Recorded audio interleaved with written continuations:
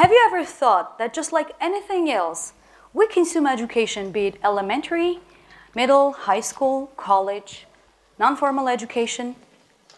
Even though the fourth industrial revolution has completely changed the way we purchase goods and services, pretty much a lot stays solidly the same in education.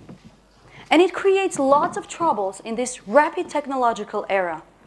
And this is the reason why several very interesting professions such as meter readers, elevator operators, or pin boys are gone. According to the Forbes, some relatively new professions will be vanished too, very soon. And the reason here is not the era of robots, automation of all professions, and artificial intelligence, but the way we gain and utilize the knowledge. I'm going to compare education with food, and I will look at this really interesting profession from the marketing perspective.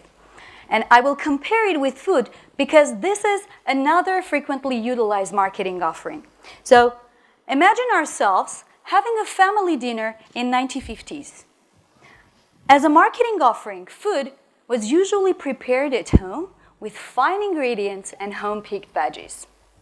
How we eat today? Cafes, restaurants, fast foods, semi-ready foods. Here is the main difference. In 1950s, making a marketing offering required a lot of time, dedication, and skills. Now, we want everything faster, faster, and faster.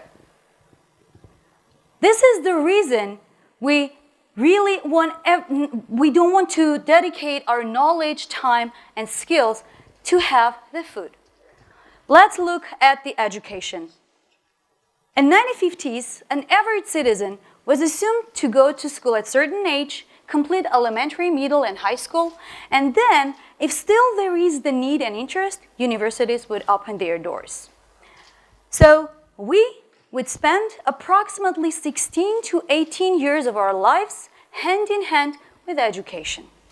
What happens now? Exactly the same path. So where is the faster, faster, faster? And what about the ingredients? Still the same as in 1950s. Conceptually, education is one of the least flexible industries worldwide. Even though some countries try to revolutionize education, trying new methods of teaching, assessment, etc., still, in the majority of countries, education is offered as a package of knowledge defined by the ministries of education. Having no intention to underestimate the value of those state institutions which regulate the industry, I admit they usually don't pay attention to the needs of main consumers of education: students, their parents, and most importantly, the employers. What happens if you don't relate your product to the need and want-based market? You fail. And this failure is observed when we acquire knowledge which will never or very rarely be used during our lifetime, 16 to 18 years of which we have spent studying. This is the reason why very rare people remember or use the formula of algebra once learned at school. To illustrate the set, imagine that by the time a mom is cooking the same yummy dinner, everybody is asleep with hunger in stomach. Conclusion number 1. Education as a marketing offering does not fit into the new needs of the market in terms of timing and content. So, to continue with content, let's look at some thoughts presented in several reputable newspapers. According to the same Forbes, employers do look at the GPA, average grade point, especially if they are hiring newly graduated individuals, and specifically for large companies in several industries, such as investment banking, professional services firms, or pharmaceuticals. A lot of variables over here. And let's look at another example, another thought brought on USA Today College Contributor Network.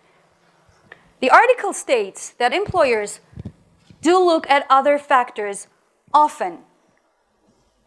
And this is relative internship or professional experience as well as the network. And my favorite one, your GPA may get you in the door, but it is not going to close the deal. Cited from Noodle.com. GPA is really important, but currently, employers do look at other factors more often. And those are the skills that formulate the future. Creativity, critical thinking, leadership, and teamwork. Conclusion number 2. Seems like nobody cares about mom's yummy dinner, which comes from 1950s. We want our 25,000 taco made with Kobe beef in our 21st century apartment. Well, surprisingly, I'm not excessively hopeless about our future. I see some very interesting, in my opinion, solutions over there. Education should be transformable. Education should be customized according to the employment needs. What we see today, worldwide, currently, the education system is based on theory, and theory is based on practice. And by the time the practice becomes a theory, it becomes too old. So the solution could be decreasing the time we spent on studying the theory, instead to expand for the part of interactions and learning the skills and practicing the skills. Thus, we could concentrate on the employment market needs. We could look at the GPA, which would come from the teacher's knowledge, plus the new skills and interactions, new models of interactions that the new generation has. So this could be some kind of a hybrid type of educational model. And another aspect of education is the way how we assess. So currently, educational system is based on the results of the exam of an exact date. So how many of you would do much better during the exams if you knew that it wouldn't affect your GPA? The majority, I'm sure. I also have personal stories about stressful exams, but it never hindered me in succeeding in business and teaching. So my idea is to assess the trend from point 0 of the start of the semester till the point 100, for example, the end of the semester. And thus, if we simply assess the trend of the knowledge that we gain throughout a semester, would completely change the education system, making it a quality education system. Well,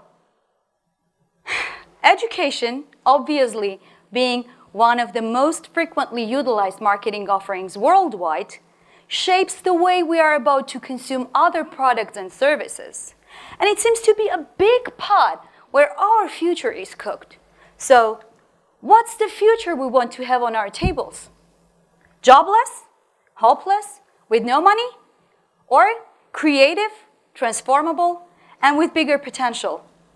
I vote for the latter. Thank you very much.